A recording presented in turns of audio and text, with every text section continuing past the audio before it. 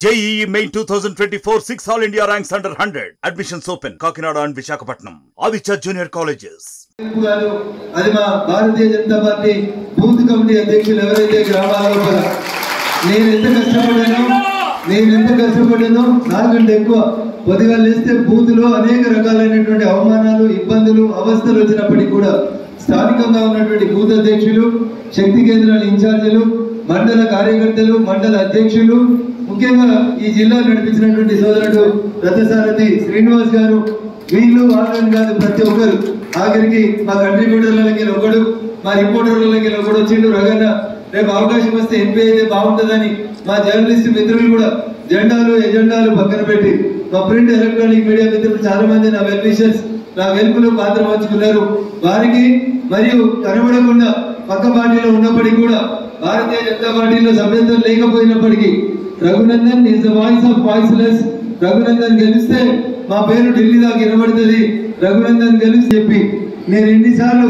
ఎన్ని కాన్ఫరెన్స్లలో ఒక్కొక్క బూత్ అధ్యక్షుని పేరు పెట్టి గట్టిగా అరిచినప్పటికీ కూడా ఈ గెలుపు మా గెలుపు రఘునందన్ అని చెప్పి కష్టపడ్డ మా మెదక్ నియోజకవర్గ కార్యకర్త బంధువులకి అన్నదమ్ములకి అక్క చెల్లెలకి అందరూ కూడా ఈ గెలుపును అంకితం చేస్తూ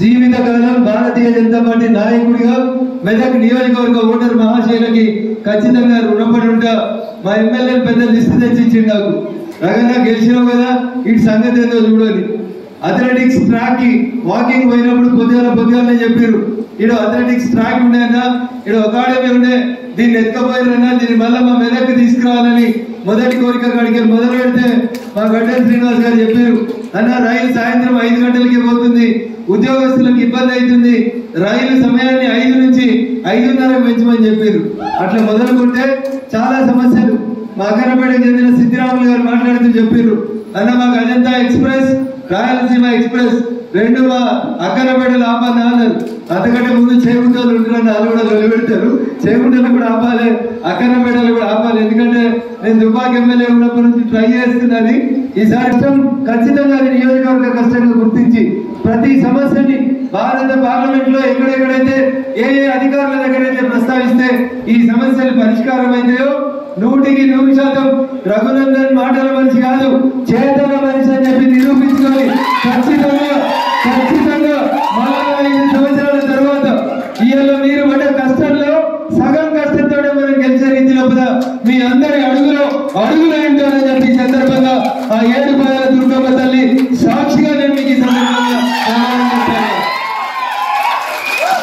లేకపోతే ఎక్కడి 200 కోట్లు ఓటుకు 1000 పైసలు బీర్లు బార్లు ఓపెన్గా వంచితే కూడా ఏం లేదు భారతీయ జనతా పార్టీ నాయకులు కార్యకర్తల దగ్గర గదే రబ్బర్ జబ్బులు గదే జీన్పాయిలతోటి ఒకటే ఒక మాట మెదక్ లో పార్లమెంట్ సభ్యుని గెలిపించి 3వసారి ప్రధానమంత్రి అయ్యేటువంటి నరేంద్ర మోడీ గారి నాయకత్వంలో మా మెదక్ ఎంపీ ఉండాలని అనుకున్నాం అంకుటిత దీక్షతో పనిచేసినాం అసాధ్యం అనేది నా డిక్షనరీలో లేదని చెప్పినాడు impossible is a word found in the dictionary for fools only నేనే గెలుస్తానని చెప్తా ఇందాక పరిణత చెప్పినట్టు చాలా మంది అనుకుంటారు ఇంకా అహంకారం ఎక్కువ గర్వం ఎక్కువ ఏడగెట్టది మెదకు ఆడవాడు 6 అడుగులోడు ఉన్నాడు ఈడోడు 3 అడుగులోడు ఉన్నాడు అని కూర్చొని చెప్తాడు 6 లేదు 3 లేదు గెలుస్తామంటే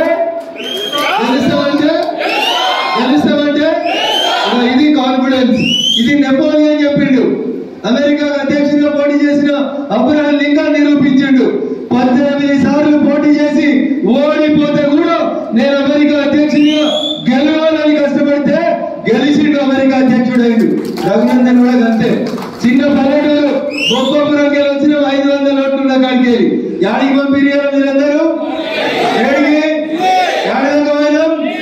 అరే నాడు భారత రాజ్యాంగాన్ని రాసిన బిఆర్ అంబేద్కర్ కూర్చున్న సెంట్రల్ కూర్చుంటే వాడి శివాలయం దొరకదు ఎందరో మంది యోధులు మేధావులు ఈ దేశాన్ని పాలించినటువంటి ఉద్దండులు కూర్చున్నటువంటి పార్లమెంట్ సెంట్రల్లో మొట్టమొదటి భారతీయ జనతా పార్టీ ఎన్డీఏ ఎంపీల సమావేశమై నరేంద్ర మోడీ గారికి అందరూ ఒకప్పుడు డ్రీమ్ ఒక్కొక్కరు యోధులు కనబడుతున్నారు ఓ పక్కన నరేంద్రుడు ఇంకో పక్కన రవిశంకర్ గారు ఇలా చెప్తా ఉంటే అక్కడ ఉన్నటువంటి పార్లమెంట్ లో మనం టీవీలో అతకపై చూసేటువంటి గొప్ప నాయకుల పక్కన నాకు కూర్చోవడానికి కుర్చీ కల్పించినటువంటి మా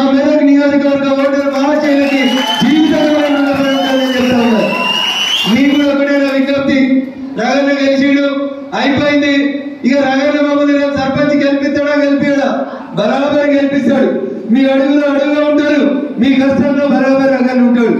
మీరు దావత్ ఇచ్చిన రోజు మీ ఎంపీ సాబ్ రాకపోవచ్చు, కానీ రగన్ కష్టం వచ్చిందంటే బరాబర్ అందరికంటే ముందు ఉండేది మీ ఎంపీ రగన్ కాదు. అందుకని మీరు కూడా రగన్న సీనన్న 100 కిలోలు ఉన్నాడు, ఈయన మీద నేను కౌన్సిలర్కి వెళ్తానా సర్పంచ్కి వెళ్తానా అంటే అవును పడవద్దు.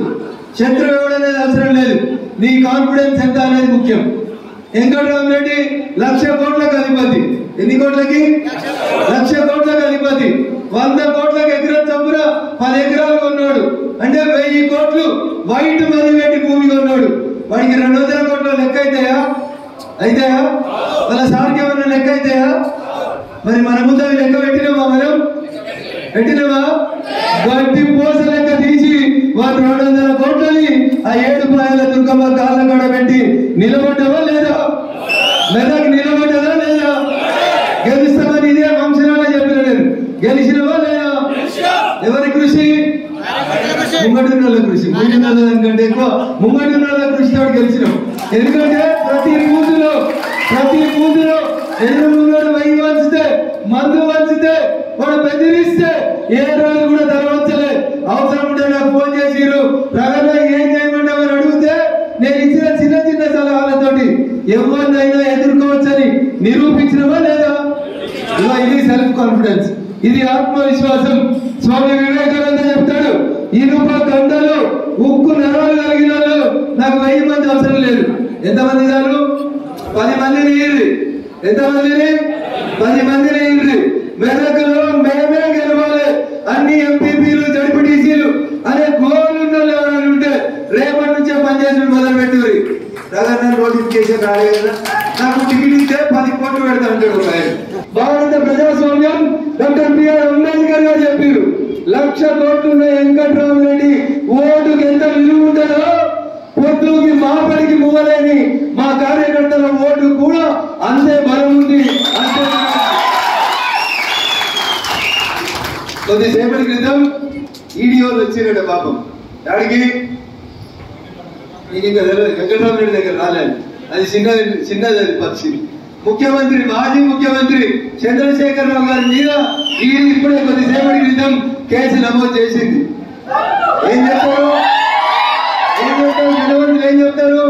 వారి చెడగొట్టకురా, ఎవరికి అన్యాయం చేయకురా, అన్యాయం చేస్తే పాపం కలిగి పోతామని చెప్తారా చెప్పారా? వెంకటరామరెడ్డి గారు మెదకోట, మెదకులో బీఆర్ఎస్ కోసం కష్టపడి జెండా మోసి ఏడ్చి ఇందాక నరేంద్ర అన్న చెప్పినట్టు ఊర్లో వెళ్ళిపోయిన కార్యకర్తల ఉసురు ఎవరికి తాకింది? వెంకటరామరెడ్డికి తాకింది. 200 కోట్లు కాదు, వాడు 500 కోట్లు ఖర్చు పెట్టినా వాడు ఎన్నికలలో గెలవడు. గెలుస్తాడా? జనం మొదలైంది ఇప్పుడే. అదే సినిమాలో చిరంజీవి చెప్తాడు, ఏం చెప్తాడు? In front there is crocodile festival. Venkataramareddy గారికి ఉంటుందా క్రొకడైల్ ఫెస్టివల్? గౌరవనీయులు హరీష్ గారికి ఉంటుంది, మాజీ ముఖ్యమంత్రి చంద్రశేఖరరావు గారికి కూడా ఈ క్రొకడైల్ ఫెస్టివల్. పడ్డాడు ఎప్పుడు చెడ్డాడు కాదు, బాధపడద్దు. ఆడబడ్డం, గాయపడ్డం, దెబ్బ తిన్నాక పులి కొంచెం గట్టిగా వస్తుంది. దుబ్బాకల దెబ్బ కొట్టినని చాలా ఎగిరి 6 అడుగులు ఉన్నాడు అన్నాడా? నిన్న సిద్దిపేటకి ఆయన ఉండగా ఆయన కూర్చున్న మీటింగ్ కి ఎస్కాట్ లో ఇంకోటి వస్తాడని కలగట్టాడా? ఎప్పుడన్నా హరీష్ రావు అంటాడా? నిరూపించినవా? చేసినవా? ఇది సంకల్ప బలం. నేను గెలుస్తారా? బరాబరి గెలుస్తా. ఇందాక ఏమన్నా చెప్పారు, అక్కడ పెద్ద వాళ్ళు ఉన్నారన్న, ఎమ్మెల్సీలు ఉన్నారు, ఎంపీలు ఉన్నారు, వీళ్ళు ఉన్నారు, వాళ్ళు ఉన్నారని. ఎవరున్నా ఏం కాదు, నీ ధైర్యం నేను గెలిపిస్తారా? గెలిపేదా? దానికి సజీవ తార్కాణం మీ ముందర ఉన్నటువంటి రఘునందన్ రావు. అంతేనా? మరి మనం 100 కోట్లు వచ్చినమా? ఓటుకు 1000 వచ్చినమా? బీర్లు ఇచ్చినమా? బిర్యానీలు ఇచ్చినమా? 3 దాకా కదలకుండా కూర్చొని పువ్వు రాగిన పెడతామంటే కదులుతున్నా? ఎవరైనా కదులుతురా? అదే టీఆర్ఎస్ అయితే ఇప్పటిపై అండలు కూడా ఎత్తుకొని ఇక ఇది భారతీయ జనతా పార్టీ కార్యకర్తలు నాయకుల యొక్క లక్ష్యం, లక్షణం. ఒక లక్ష్యాన్ని నిర్దేశించుకోవాలి. నేను సర్పంచ్ కావాలి, నేను ఎంపీపీ కావాలి, నేను ఎమ్మెల్యే కావాలి. ఈ కష్టంలో ఏ దాకైనా పోవాలి. మనం ఏడు దాకైనా పోవాలి.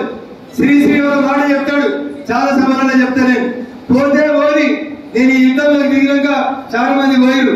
పోతే పోని దాంట్లో సతీ ఉందా, సుతుడు ఉన్నాడా, ఇంకెవరు ఉన్నారా పట్టించుకోకు. యుద్ధం మొదలు పెట్టిన తర్వాత యుద్ధం గెలిచేదాక మళ్ళీ ఇంకా తిరిగి చూడద్దు. పోయిన ఎవరు అనేది దాని గురించి పట్టించుకోవద్దు. పోతే పోని సుతులు సతులు, వస్తే రాని కష్టాలు నష్టాలు. కానీ లక్ష్యమైంది మెదక్ పార్లమెంట్ గెలవాలే. నరేంద్ర మోడీ గారికి గిఫ్ట్ ఇవ్వాలనుకున్నాం, ఇచ్చినవా లేదా? మరిన్ని వీడియోస్ కోసం ఛానల్ ని సబ్స్క్రైబ్ చేయండి, లేటెస్ట్ అప్డేట్స్ కోసం వాట్సాప్ ఛానల్ ని ఫాలో చేయండి అండ్ లింక్ డిస్క్రిప్షన్ లో ఉంది.